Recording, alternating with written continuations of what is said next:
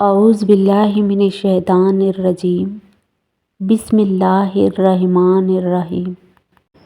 اے میرے رب، میں تو بہت گنہگار ہوں، لیکن تجھ سے ذی الحج کے مبارک دنوں میں تجھ سے خصوصی دعا مانگتی ہوں اپنے اولاد کے لیے، جیسے کہ حضرت ابراہیم نے اپنے اولاد کے لیے مانگی۔ میری اولاد کو تندرستی، صحت والی لمبی زندگی عطا فرما، ان کی جان و مال میں برکت عطا فرما اور ان کو راہ اسلام میں آگے بڑھنے کی توفیق عطا فرما، بے شک تو ہر چیز پر قادر ہے۔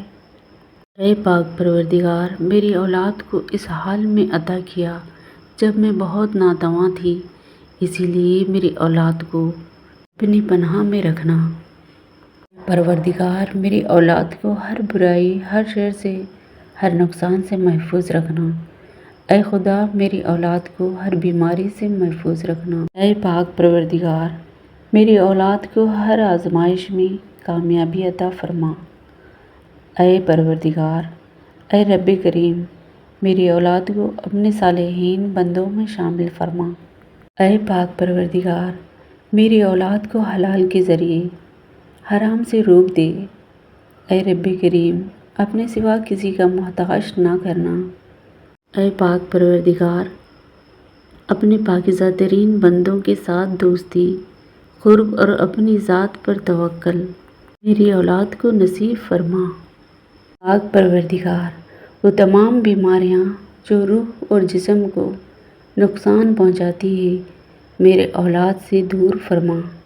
پاک پروردگار، میری اولاد کو شیطان کے شر سے محفوظ فرما۔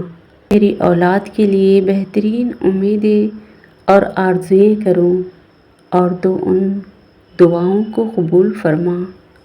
اے پروردگار، مجھ تک میری اولاد کا احسان اور نیکی میری زندگی میں مجھے نصیب فرما اور ان کی دعاؤں کے ذریعے مجھے موت کے بعد خوشی اور سکون عطا فرما۔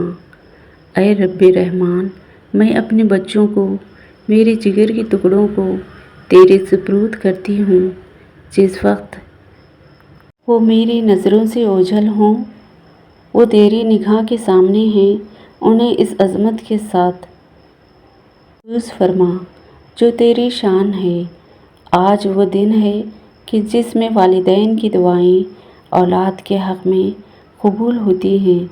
اے پروردگار، بچوں کو ہر وہ خوشی نصیب فرما جس کی وہ خواہش رکھتے ہیں، ہر جائز مراد پوری فرما۔